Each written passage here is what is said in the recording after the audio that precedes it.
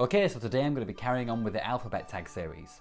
This is the series where I ask a load of book-related questions that all start with the letter of the alphabet, and today we're on the letter F. F is for finish this word with your favourite F-named author. For me, that's going to be E.M. Forster. He's one of the few authors where I've read nearly all of their works, and pretty much everything that I've read by him I've really enjoyed.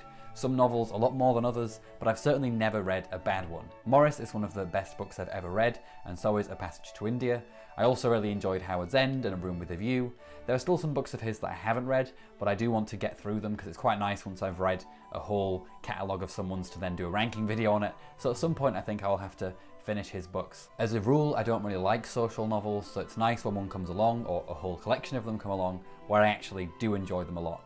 I do think sometimes he doesn't write relationships very effectively, although there are a couple of exceptions to that, but other than that I think he's a really good novelist and I really like his writing style. F is for fantasy. What is your favourite fantasy novel or series? For me that's going to be a toss-up between The Chronicles of Narnia and The Wheel of Time. The Chronicles of Narnia was something that I grew up with, so I have a lot of nostalgia tied up with that series. I also just think it's really fantastic, and I recently went back and reread it, and I still found things to enjoy in the series all these years later. Especially some of the lesser known books like The Boy and His Horse and The Last Battle.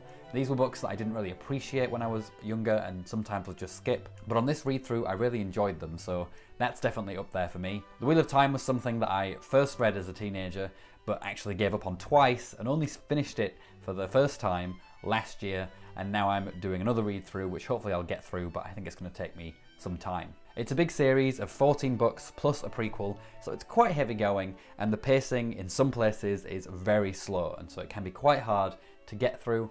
That being said, it's such an impressive series in terms of its scope. There's so much world building in this thing, it really, nothing matches it in my opinion. It also has some very interesting characters, maybe a few too many characters, but still some very interesting ones. It's also got one of my favourite magic systems in a fantasy novel.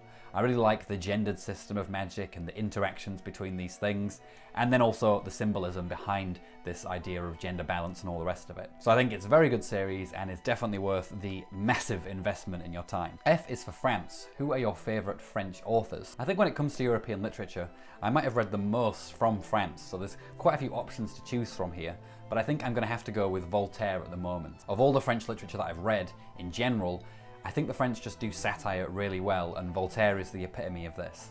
I really enjoyed Candide when I read it, and this was a while ago, but it's one of those stories that's really stayed in my head. It's just a hilarious satire of Leibniz, who was a philosopher that I studied in school, so it was quite fun to actually see the parody, because I know what the parody is about. And also it's just really funny, which is surprising given that this book was written in the 1700s, because usually comedy and satire don't hold up or don't stand the test of time. But in this case I think it really does. Candide is essentially a parody of Leibniz's philosophy.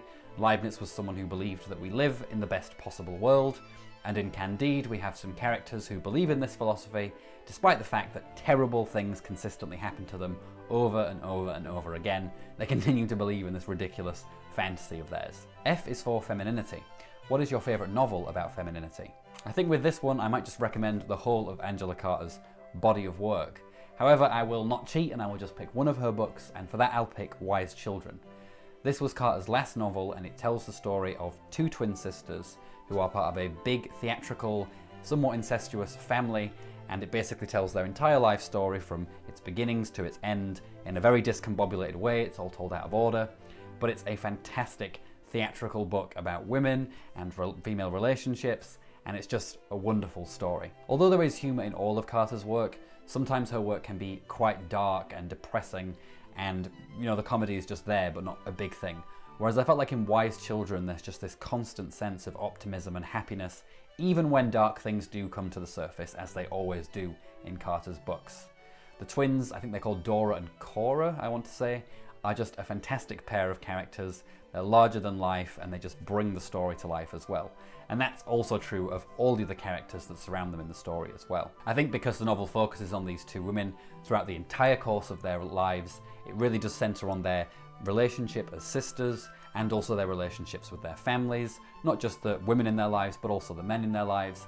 It's just a great book about women and one that I would definitely recommend. F is for fun. What do you read when you're just reading for pleasure? Well, I'm quite a nostalgic person, so if I'm going to read for pleasure, it's likely that I'm going to pick something that I read a long time ago because I find that to be a lot more enjoyable than, say, reading a trashy book on something trashy.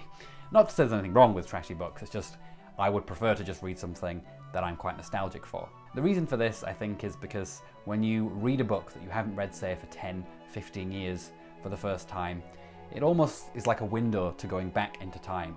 You're just reminding yourself as the times that you read it. And say it's the same book, there might be things in the book, maybe little notes or stains even, that are there from when you read it the last time. And all of these things just bring back memories. So it's not only enjoyable to read the book again, because obviously you liked the story then and you may well like it now, but it's also just nice to go back and to those memories and to feel those feelings again. Sometimes though, you do go back and read a book that you read a long time ago and you don't enjoy it as much. That's just one of the banes of growing older. You tend to be a lot more aware of things like plot holes and inconsistencies in a way that you're really not when you're quite young. So there can be a double-edged sword to going back and reading things that you read years ago.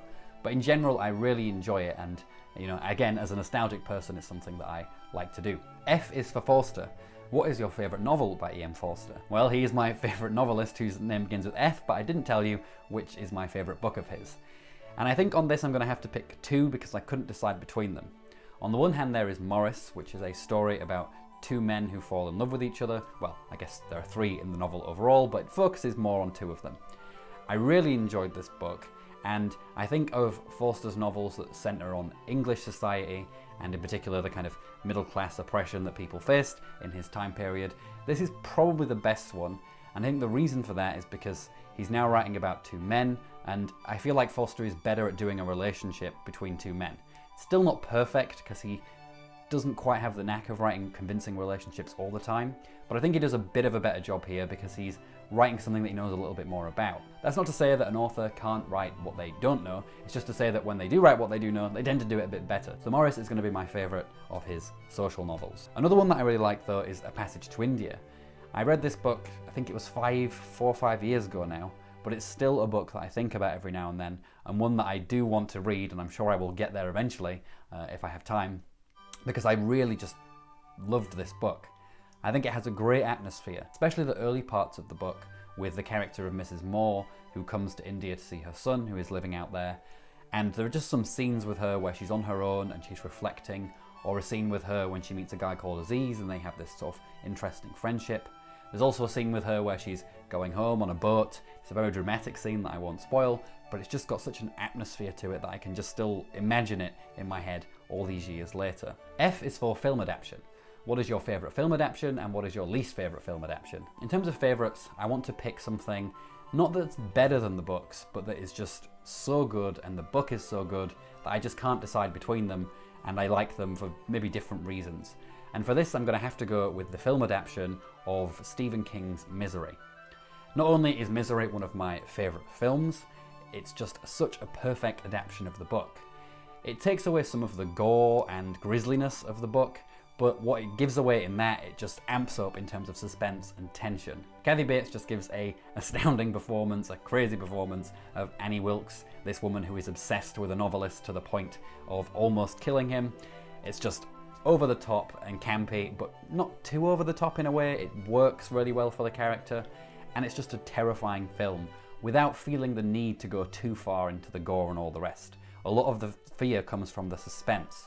I still remember, although it's been a while since I watched it, the scene where Annie goes out and the author escapes. He can't walk at this point, so he's dragging himself around the house trying to find ways to get out. And then he hears her coming back and he has to crawl all the way back into the room, lock himself in the room and get back into bed. It's just such a tense scene and it's so well executed. Probably one of the most tense things I've ever seen on the screen. I do also really enjoy the book as well.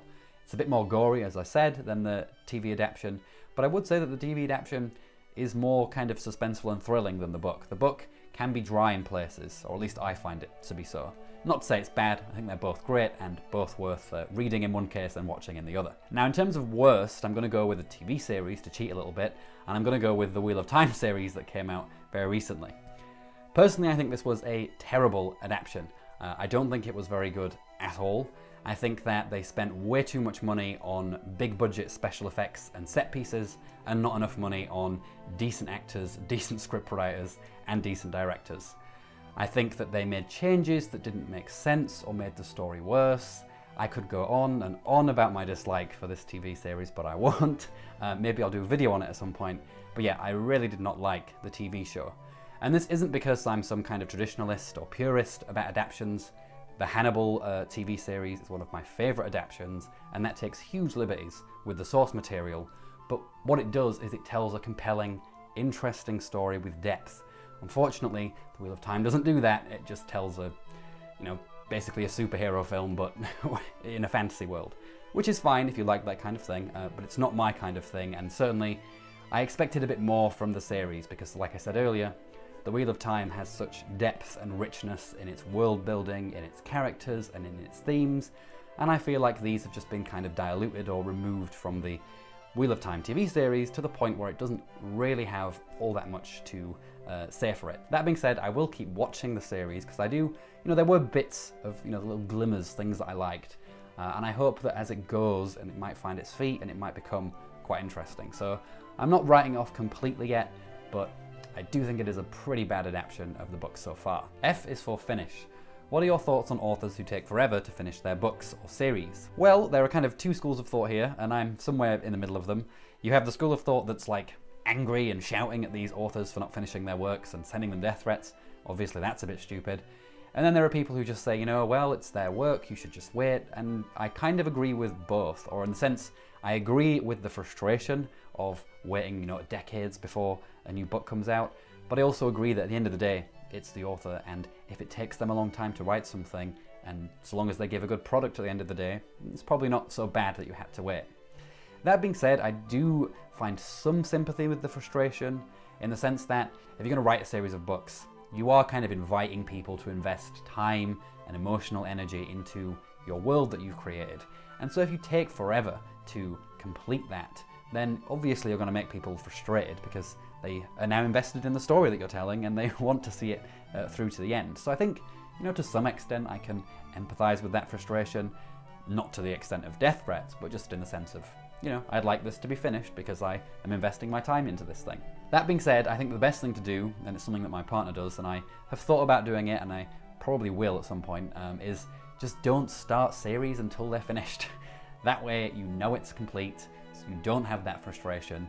And it may even encourage authors to, finish their series as well if they know that fewer people are going to buy it unless they get to work and get them out. So those are my thoughts on that. F is for 5 stars. What does a 5-star rating mean to you? Now, to be honest, I'm quite generous with my ratings.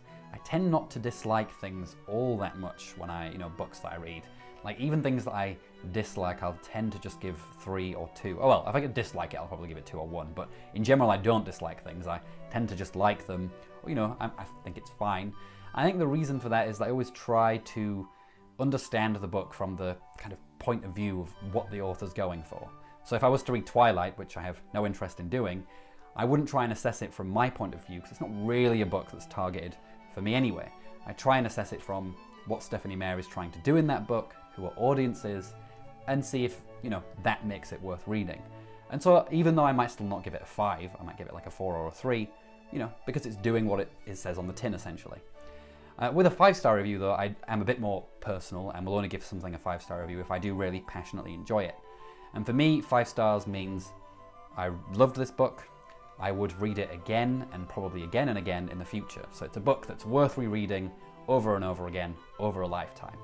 For me, that's what a 5-star rating means. I'd be interested to know how you are though with 5-star ratings, because I know some people have this sort of view that 5-star means perfect, and since most things can't be perfect, they rarely give them out.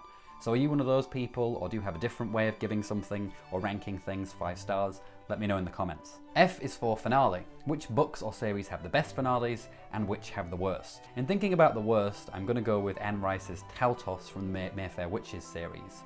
Not because I think that Taltos is the worst book ever written, but because I think that the first book in that trilogy, The Lives of the Mayfair Witches, is one of the best things that Rice ever did, and it's certainly one of my favourites in her overall catalogue. Ultimately, I just think she should have left the book with the first one because it was so fantastic, and probably just not bothered with the third one, or the second one. And for best, I think I will go with Arundhati Roy's The God of Small Things. This is a book that I did a nostalgia review for because it's a book that I read when I was in school and then reread for the first time last year now, and I just think it has a perfect ending. It's one of these books that's told out of time, and it's a very tragic book that centers on many broken relationships. And one of these broken relationships results in the deaths of two of the characters. And Roy decides to give us the deaths of these characters much earlier in the novel, or at least earlier in the novel than the ending. And at the end of the story, instead what we have is the moment when these two basically consummated their love for each other. And so even though the novel itself is really tragic, the ending still manages to be a mixture of optimistic and tragic, because you're seeing these characters at their happiest moment, the happiest moment of their lives. And I think that's just a very clever way to play around with the structure of a story. Sometimes when stories get told out of order, they can just be a jumbled mess, but I think Roy really does a good job of using that structure and to tell a really satisfying story. And in fact, I think it makes the story more satisfying this way than it would have been if we'd have just had a typical linear story with the romance early on and then just seeing it kind of peter out towards the end. It's a wonderful book, and definitely in terms of structure, it's just one of the best structured books that I've ever read. Alright, that's it for this book tag. Let me know how you would answer these questions down in the comments. If you enjoyed this video, don't forget to give it a like and subscribe to the channel for updates for new videos. But until the next video, take care everyone. Ta-ra!